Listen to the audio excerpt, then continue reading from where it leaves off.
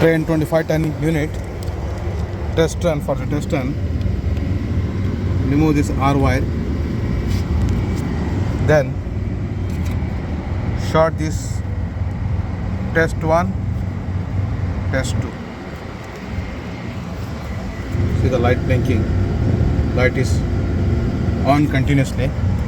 I will going to short this one.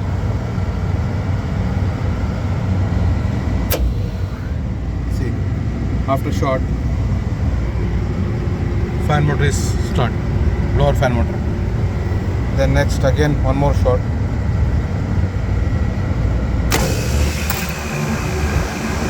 Compressor stage 1 start. One more time short. Stage 2 short. This is the procedure for the test run. Need to remove this R wire from the RTRM board. Remove the R from the thermostat wire. Short from test 1, test 2. Once you short, first start this one. Contactor for this blower fan motor.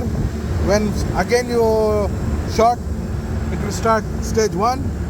Again you start short, it start stage 2. This is a 3 contactor. This is big compressor, stage 1, stage 2 and blower motor. This is for the condenser contactors, condenser fan motor contactors.